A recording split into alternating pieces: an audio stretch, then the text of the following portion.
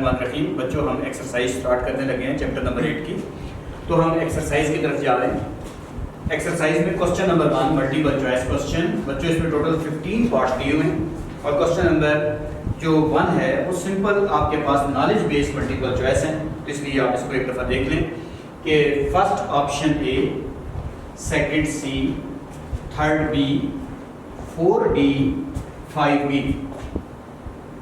6 option D, 7B, 8D, 9B, 10D, 11C, 12B, 13C, 14A और 15B।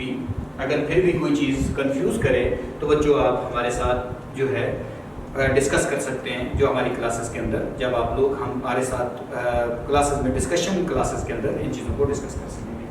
Question number 2 बच्चों short question है। इसके total 15 parts हैं book में, आप अगर चेक करेंगे।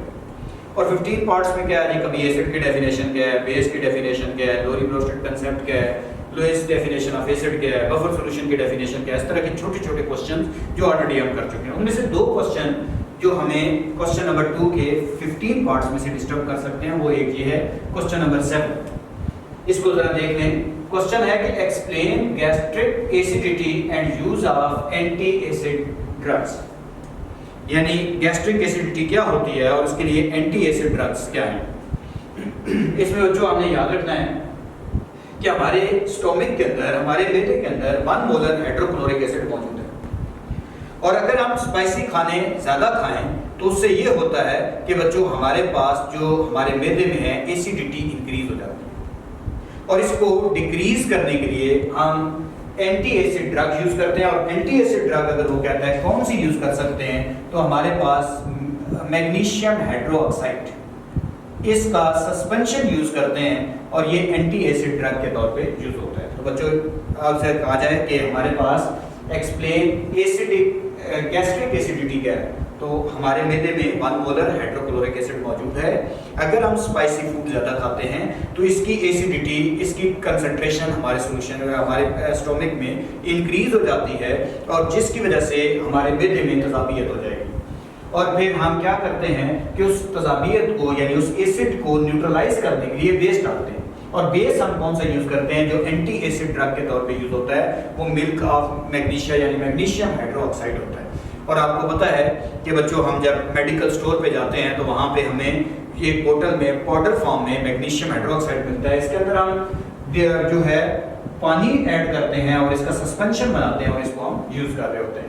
इसी तरीके से explain curdling of milk with lemon juice, ये क्वेश्चन आपको डिस्टर्ब कर सकता है क्योंकि इस तरह की चीज़ हमने चैप्टर में डिस्कस नहीं की।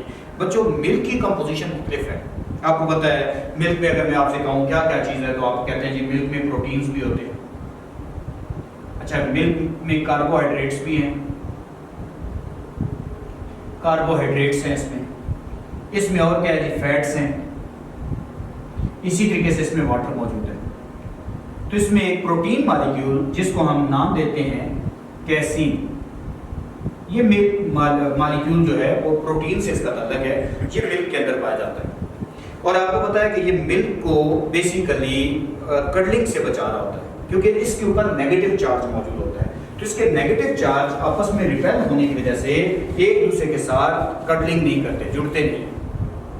लेकिन अगर हम इसमें लेमन जूस ऐड करते हैं जो कि एसिडिक चीज़ है, लेमन जूस आप ऐड कर रहे हैं जिसमें आपको पता है कि लेमन जूस में सिट्रिक एसिड होता है, तो अगर हम वो जूस ऐड करेंगे तो क्या कर देगा कि वो इस कैसीन का जो बेसिकली नेगेटिवली चार्ज मॉलिक्यूल है, जिस पे नेगेटिव चार्ज हैं और ये आपस में, इनके मॉलिक्यूल आपस में एक दूसरे को रिपेल कर रहे हैं। जैसे ही हम इसमें लेमन जूस डालेंगे तो ये जो हमारे पास है ये न्यूट्रल हो जाएगा, इसके ऊपर नेगेटिव चार्ज गायब हो जाएगा। नेगेटिव चार्ज गायब होने से क्या होगा कि बच्चों इसके मॉलिक्यूल एक दूसरे के करीब आएंगे और कटलिंग का प्रोसेस शुरू हो जाएगा और जो दूध है वो जो है वो खराब होना शुरू हो जाएगा। जैसे ही अभी आप मिल्क में थोड़ा सा लेमन का जूस डालें तो देखें जो दूध है वो खराब होना शुरू हो जाता है, उसमें कटलिंग बनना शुरू हो जाती है, उसमें प्रेसिपिटेट टाइप चीज़ बनना शुरू हो जाती है। तो this process is called curdling of milk. और विद लेमन जूस ऐसा क्यों होता है तो इसका भी आपको एक्सप्लेन कर दिया। बच्चों अब इसमें टोटल 2 न्यूमेरिकल हैं इसमें, बाकी तो हमने लॉन्ग क्वेश्चन अगर हम देखें तो लॉन्ग क्वेश्चन नंबर 3, 4 5 6 तक हमने किए हुए सारी थ्योरी है। 7 एक क्वेश्चन हमारे पास है और एक 8 क्वेश्चन है, ये हमने नहीं किए हुए। तो बच्चों हम इन दोनों को डिस्कस करेंगे। अभी हम 7 का ए पार्ट डिस्कस करने लगे। हमें उसने कहा पीएच फाइंड करना है। फार्मिक एसिड की मोलैरिटी दे दी है, उसने मोल्स दिए हैं बच्चों, तो उसने लिख दिया कि वॉल्यूम फिक्स है। जब वॉल्यूम फिक्स है तो मोल per unit volume is called, क्योंकि दोनों के लिए वॉल्यूम फिक्स है इसलिए ये 1 मोलर हो जाएगा। ये भी सोडियम फॉर्मेट भी 1 मोलर हो जाएगा। के की वैल्यू मुझे गिवन है, पीएच ए पार्ट में फाइंड करनी है। और बी पार्ट में क्या है बच्चों कि फिर कहता है पीएच फाइंड करें। फार्मिक एसिड की यही कंसंट्रेशन है, सोडियम फॉर्मेट जो सॉल्ट है उसका इसकी कंसंट्रेशन यही है, लेकिन इसके अंदर अब इस कंसंट्रेशन के अंदर 0.1 मोलर जो है हाइड्रोक्लोरिक एसिड ऐड करते हैं। 0.1 मोलर हाइड्रोक्लोरिक एसिड यानी HCl जो है ऐड करते हैं। तो क्या इसकी पीएच पे कितना फर्क पड़ेगा? पहले हम इसका ए पार्ट सॉल्व करते हैं। बच्चों ए पार्ट सॉल्व करने से पहले मैं देखता हूं कि मुझे क्या क्या चीज रिक्वायर्ड है। मैंने इस चैप्टर में एक फार्मूला पढ़ा था और वो फार्मूला ये था कि पीएच फाइंड करने का, अगर हमारे पास pH is equal to pK, salt given हो, एसिड गिवन हो, तो हमारे पास फार्मूला था सॉल्ट की कंसंट्रेशन ओवर एसिड की कंसंट्रेशन। ये फार्मूला हमारे पास मौजूद था बच्चों, ये हमने फार्मूला पढ़ा हुआ है इस चैप्टर के अंदर। pH is equal to pK plus log salt की कंसंट्रेशन ओवर एसिड की कंसंट्रेशन। सॉल्ट की कंसंट्रेशन तो मेरे पास मौजूद है, एसिड की कंसंट्रेशन फार्मिक एसिड की कंसंट्रेशन में मौजूद है। तो मुझे चाहिए क्या है इसमें? pKa चाहिए। तो मुझे pKa चाहिए बच्चों, मेरे पास Ka है, तो pKa का फार्मूला आपने याद किया होता है। pKa इस चैप्टर में पढ़ा था माइनस log K, ये फार्मूला। अगर हम इसके ऊपर अप्लाई करते हैं तो pKa इक्वल हो जाएगा minus log K 1.8 into 10 power -4। यहाँ बुक में मिस्टेक भी है, पावर नेगेटिव भी नहीं दी, तो आपने ठीक कर लेनी है। तो माइनस log 1.8 इंटू 10 पावर -4 जब आप इसको सॉल्व करते हो तो बच्चों कैलकुलेटर से इसका आंसर निकाल सकते हैं। 3.74 इसकी pKa की वैल्यू आती है। अब इसमें मैं पुट करता हूँ तो इस फार्मूले में मेरे पास है ये pH is equal to pK की जगह 3.74 प्लस लॉग, बच्चों सॉल्ट मेरे पास इस वक्त जो है उसका फार्मूला ऊपर लिख देता हूँ। सॉल्ट मेरे पास है सोडियम फॉर्मेट, ये मेरे पास है सॉल्ट, और नीचे एसिड मेरे पास है फॉर्मिक एसिड, इसकी कंसंट्रेशन फार्मूले में नीचे पुट होगी। pH is equal to 3.74 plus log salt की जगह क्या लिख दोगे बच्चों? सॉल्ट की कंसंट्रेशन की जगह आप क्या लिख देंगे? आप इस जगह लिख देंगे 1। ये कहां से आ गया बच्चों? 1.0 मोलर 1 ही होता है, और एसिड की कंसंट्रेशन वो भी 1 है। 1 डिवाइडेड बाय 1 तो 1 ही होगा। 1 का लॉग क्या होता है बच्चों? 0। 3.74 प्लस लॉग 1 हो जाएगा, और log 1 इक्वल टू 0 होता है, तो इसलिए pH is equal to 3.74 plus 0। तो pH मेरे पास A पार्ट की आ गई 3.74। ये A पार्ट जो है वो मेरे पास सॉल्व हो जाता है। अब B पार्ट की कैलकुलेशंस करते हैं कि B पार्ट में उसने क्या पूछा। तो हम इसके B पार्ट को सॉल्व करने लगे।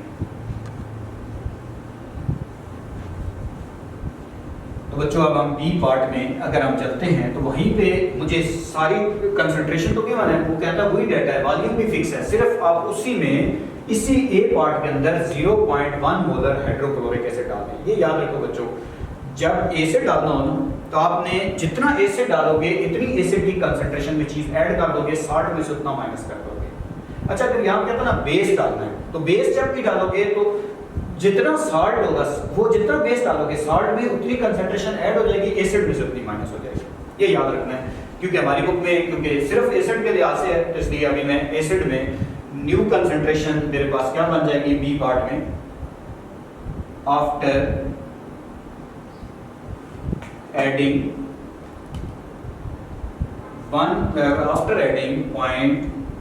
0.10 molar of HCl। New concentration हमारे पास क्या क्या आ जाती है बच्चों? न्यू कंसंट्रेशन मैंने कहा था बच्चों, अगर एसिड ऐड करोगे तो जितना एसिड ऐड करोगे उतना ही एसिड की कंसंट्रेशन में प्लस कर देना और सॉल्ट में से इतना माइनस कर देना है। लेकिन अगर यहाँ बेस होता तो ऐसे करना है, सॉल्ट में वो चीज़ ऐड करनी है और एसिड में से उसको माइनस करना होता है। अब हमारे पास इसमें अगर हम देखते हैं तो हमारे पास new concentration of formic acid, इसकी अपनी पहली कंसंट्रेशन ये थी, वो थी 1.0, ये हमारे पास मोलर। लेकिन कितने मोलर हमने हाइड्रोक्लोरिक एसिड डाल दिया? उसमें डाल दिया जी 0.10 मोलर, इसको सॉल्व करोगे 1.1 molar new concentration of formic acid ये बन जाएगी। New concentration of sodium format क्या आ जाएगी, new concentration of sodium format. आपको पता है कि जब एसिड में चीज ऐड हुई है तो सॉल्ट में से इतनी माइनस हो जाएगी, तो अब हमारे पास है जिस एसिड सॉल्ट जो 0.10 माइनस हो जाएगा 0.10, जितना एसिड ऐड करोगे उतना सॉल्ट में से कमी हो जाएगी, तो इसलिए ये आ जाएगा 0.9 मोलर। अब हमारे पास पी के उसने एक ही पार्ट में दिया हुआ है बच्चों, तो आपने पी के अभी निकाल दिया है, तो आप दोबारा से फार्मूला लगाएं। फार्मूला आपके पास है pH is equal to P K A plus log salt की कंसंट्रेशन, सॉल्ट कौन सा है, सोडियम फॉर्मेट, इसकी कंसंट्रेशन ऊपर पुट कर दोगे, नीचे फॉर्मिक एसिड की कंसंट्रेशन पुट कर दोगे। अब आप इसमें वैल्यू पुट करोगे सॉल्ट की कंसंट्रेशन, तो pH इज इक्वल टू मेरे पास आ जाएगी pH is equal to P K अभी हमने निकाला है ए पार्ट के अंदर, क्योंकि एक ही जगह उसने डाटा दिया हुआ है, तो के दिया हुआ था पी के में कन्वर्ट कर दिया 3.74 प्लस लॉग सॉल्ट की जगह कंसंट्रेशन डालेंगे, और सॉल्ट की जगह मेरे पास है कंसंट्रेशन 0.9 और डिवाइडेड बाय एसिड की जगह कंसंट्रेशन है 1.1, तो pH इज इक्वल टू 3.74। अब बच्चों इसका हम लॉग लेते हैं, ठीक है। इसका अगर हम लॉग लेके चेक करें, पहले आप ऐसे करें, इसको आप डिवाइड कर लें, इसको डिवाइड करेंगे तो 0.9 डिवाइडेड बाय 1.1, तो इसका आंसर आपके पास बच्चों आ रहा है 0.818। इसका लॉग ले लें, इसको आप डिवाइड करेंगे तो आपके पास ये आ रहा है प्लस लॉग, इसका लाभ लेना है 0.818, इसका लाभ लेना। अब इसका लाभ हम ऐड करते हैं, तो बच्चों इसका लाभ अगर आप अप्लाई करते हैं तो लाभ 0.818, इसका लाभ आप सॉल्व कर रहे हैं तो ये आपके पास आ रहा है -0.0872, -0.0872 ये आ रहा है, और pH इज इक्वल टू 3.74 है। अब इसमें से ये माइनस कर दें, तो ये माइनस करने पे आपके पास आंसर कितना बनेगा, माइनस कर दें इसमें से, ये तकरीबन आप समझ लें जब आप इसमें से माइनस करते हैं तो 3.65 की रेंज में आ रहा है। एक दफा फिर इसको वेरीफाई कर लेते हैं, 0.872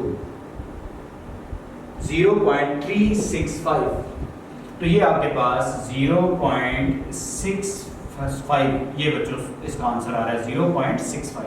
तो ये आपके पास सॉल्व हो गया। तो आपके सामने इसको सॉल्यूशन करने का मकसद ये था कि बच्चों इसमें आपको कैलकुलेटर अलाउ होता है, आप इसको प्रॉपर तरीके से वेरीफाई करके कैलकुलेटर से इसको सॉल्व करें।